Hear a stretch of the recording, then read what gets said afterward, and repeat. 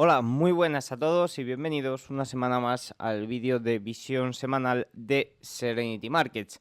En el día de hoy tenemos que hablar de todo lo que tenemos para esta próxima semana, con resultados de Alphabet, resultados de Tesla, resultados también de Louis Vuitton, incluso en el día de hoy, ambos, hoy es el día fuerte para ellos, presenta el 44% de la capitalización bursátil del sector servicios de comunicación. También conoceremos datos sobre consumo. Ayer conocimos los datos de Ryanair, no fueron muy positivos o no fueron muy esperanzadores para la situación o la fortaleza del consumidor. Conoceremos también resultados de Coca-Cola y demás que pueden darnos grandes pistas. Además, a nivel macro, para esta semana conoceremos ese dato de Producto Interior Bruto, la primera lectura del segundo trimestre del año 2024, y también conoceremos el deflactor de la inflación correspondiente al mes de junio. Pero antes de eso, tenemos mucho que hablar. Vamos a dar un vistacillo a cómo está un poco el mercado, a cómo está ese mercado de opciones que tanta importancia tiene para la rentabilidad o para los movimientos que se tienen en los grandes índices. Vamos a hablar de ese soporte de los 5.500 puntos del S&P 500 que de momento parece que está funcionando. Y sobre todo tenemos que hablar del abandono de Joe Biden de la carrera electoral. Si la semana pasada un poco la clave era ese Trump trade, era ese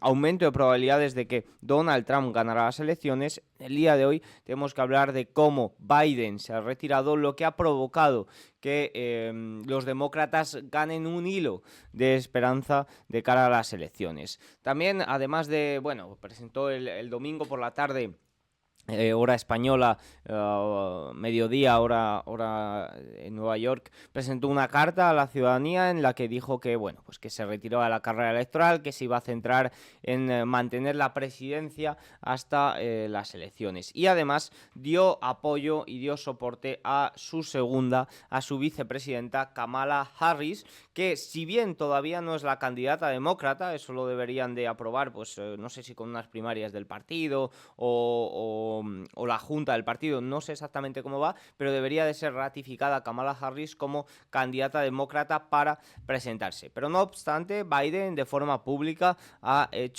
dicho que o ha apoyado a su segunda para que se presente a esa candidatura. Esto, pues como he dicho, las probabilidades de que Trump ganara las elecciones la semana pasada estaban en un 67%, ahora mismo han caído un poquito a un 63%, y a los demócratas, en este caso a Kamala Harris, han subido del 30 y pico por ciento al 34%. Evidentemente esto nos da un poquito igual, hay que decir que quedan todavía unos cuantos meses para las elecciones, que esto se va a mover muchísimo y que donde va a haber ciertos movimientos es en esos Trump trade o ya no Biden trades, sería Kamala Harris trade, ¿no? Es decir, esos activos que se van a ver más beneficiados o menos beneficiados en función de si salga un candidato u otro. La semana pasada hablábamos de que un Trump trade sobre todo beneficiaba a acciones con ingresos nacionales, al dólar, a pequeñas compañías y especialmente a Bitcoin, porque Trump es el presidente o es el candidato presidencial más pro Bitcoin. Pero especialmente el Trump trade era la renta fija, un símil a un steeper trade, que básicamente significa que los rendimientos a largo plazo, los rendimientos de los bonos a largo plazo aumenten más o disminuyan menos que los rendimientos a corto plazo. Por tanto, ahí es donde va a estar una de las claves. La semana pasada vimos cómo los rendimientos quizás fueron un poquito al alza, sobre todo el tramo largo, pues debido un poco descontando este Trump trade. Evidentemente es una situación que en este momento coincide con un ciclo de bajadas de tipos, que es que esto es muy importante, porque claro, ¿qué tiene más peso aquí? ¿Este Trump trade, estas políticas fiscales o las políticas monetarias? Porque van en dirección contraria, ¿no? Estamos viendo cómo en caso de que salga Trump, estas políticas fiscales más arancelarias fortalecerían al dólar, fortalecerían estos rendimientos, sobre todo el tramo largo, pero claro, ¿qué ocurre? Pues que un ciclo de bajada de tipos lo que va a hacer es caer estos rendimientos. Por tanto, ¿cómo interpretar todo esto y qué posición pues habría que tomar pues frente al dólar, frente sobre todo a los rendimientos? Esto es más bien un comentario en la renta fija. Y esta semana pues nos hablaba de ello Harnett, fíjense, los aranceles y la guerra comercial de Trump en 2018 han sido mantenidos extendidos por Biden. Decimos que es más probable que los nuevos aranceles en los próximos 12 meses sean deflacionarios en lugar de inflacionarios. La guerra comercial de 2018 ocurrió en un contexto macroeconómico global fuerte y bajas tasas de interés. El contexto de 2024-2025 para los aranceles es mucho más débil a nivel económico y totalmente contrario para las tasas de interés que ahora mismo se encuentran en el 5,5%. Por tanto, y un poco mi tesis, mi hipótesis sobre esto es que tiene mucho más peso la política monetaria, es decir, que si se lleva a cabo se inicia este ciclo de bajadas de tipos, evidentemente va a lastrar los rendimientos tanto del tramo largo como especialmente del tramo corto. Que pueda haber ligeros repuntes debido a que Trump gane las elecciones, pues oye, pueden ser repuntes momentáneos, pero si el ciclo de los próximos 2-3 años es de bajadas de tipos, pues es ahí donde se va a ver especialmente el movimiento. Además de eso, y aunque sí que es cierto que no le doy mucha importancia, nos decía Ryan Detrick que la estacionalidad en años donde el presidente abandona la carrera electoral es bastante peor que en otros años. Sí que es cierto que no hay muchos ejemplos sobre esto, solo hay 6 ejemplos, por tanto, oye, no es tampoco nada del otro mundo. Pero bueno, sí que es cierto que es interesante conocerlo. Básicamente, sobre todo la gran diferencia es en ese rally postelectoral que desaparece un poquito. Pero bueno, ya veremos a ver.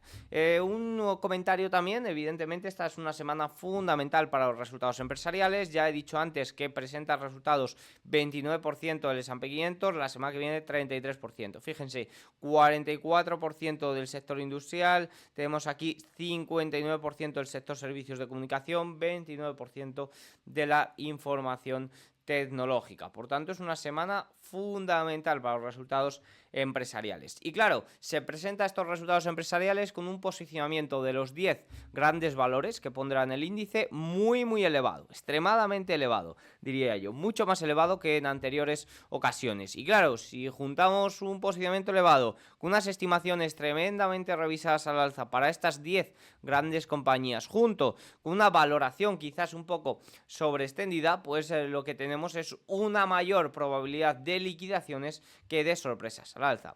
Aunque debo decir que en los últimos días, sobre todo en la última semana, si cogemos los 7 magníficos, las 10 grandes compañías del índice, han tenido una corrección bastante severa, es decir, han corregido un 6-7% la mayoría de ellas, lo que, oye, permite un poquito de margen para esa sorpresa y ponerse a niveles anteriores. Eso también es cierto que hay que tenerlo en cuenta. No es lo mismo que te presentes a resultados empresariales con un posicionamiento muy elevado, con unas estimaciones también revisadas al alza y con una valoración un poco extendida y además en máximos históricos, que tengas una corrección de un 6-7% justo la semana antes. Hemos visto como Nvidia recientemente tenía una caída de casi un 15% previo a resultados empresariales. Evidentemente eso le da margen para que haya cierta sorpresa, pero es una sorpresa que se equivale a los niveles en los que estaba hace simplemente una semana.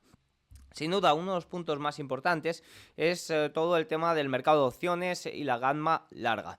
Es cierto que durante todo el mes de julio la gamma larga, sobre todo las primeras semanas, era muy elevada. De hecho, niveles récord para el S&P 500. Esto ha desaparecido. Ya no tengo aquí el gráfico, pero ya nos indicaba Goldman Sachs el día de ayer con un gráfico a fecha del jueves, justo antes del vencimiento, que toda esa gamma larga había desaparecido de cara al vencimiento, lo que permitía mayor fluctuación de movimientos. De ahí, pues quizás que el S&P 500 cerrara la semana pasada con su peor caída desde abril. Por tanto, a partir de ahora vamos a ver cómo se reconstruye esta gamma larga, vamos a ver si hay reconstrucciones y vuelve a ser gamma larga, oye, si se viene abajo y pasa a ser gamma negativa, eso será fundamental. Nos dicen, a medida que la inclinación de las opciones put comienza a predominar y los inversores recuerdan que las acciones pueden subir y bajar, quieren protección. Los operadores comienzan a reprimir menos la volatilidad hasta que la gamma se vuelve negativa, momento en el que comienzan a agregar volatilidad al mercado de manera activa. Por tanto, esto va a ser fundamental, cómo se reconstruye esta gamma. Al final, gamma larga es predominio de opciones call frente a opciones put. Ya veíamos como el ratio put call estaba en mínimos a inicios de julio. Evidentemente, si ahora cambia un poquito la cosa, pues gamma negativa no sería muy positivo para esa baja volatilidad y esos bajos movimientos del índice. Un comentario al que deberíamos de agarrarnos esta semana para finalizar julio de forma positiva, que es como manda la estacionalidad. Luego ya en agosto sí que es cierto que la estacionalidad es más negativa. Sería un poco esta ventana de volatilidad abierta que tenemos tanto ayer lunes como hoy martes 23 de julio y que deriva un poco del vencimiento del VIX y del vencimiento del OPEX de la semana pasada. Generalmente cuando el vencimiento es el miércoles del VIX y del OPEX es el viernes, hay mayores probabilidades de que la semana siguiente haya un rebote en vez de que continúe la corrección. Vamos a agarrarnos a este posible rebote, vamos a agarrarnos a este nivel 5500 que estuvo aguantando el viernes y que rebotó en el día de ayer el S&P 500, a ver si podemos tener continuidad. Pero sin ninguna duda, esta semana estará marcada por estos resultados empresariales hoy martes y vamos a ver si son positivos. Hay cierto margen, como digo, con esas correcciones que hemos tenido previas a resultados empresariales, pero aún así el riesgo de liquidación es más elevado que las sorpresas. Y ya, por último, para esta semana, ¿qué tenemos? Bueno, pues además de resultados empresariales que ya se han mencionado, tenemos PMIs manufactureros y de servicios en el Reino Unido, también en la eurozona. En Estados Unidos tenemos algunos datos del sector inmobiliario, sobre todo tenemos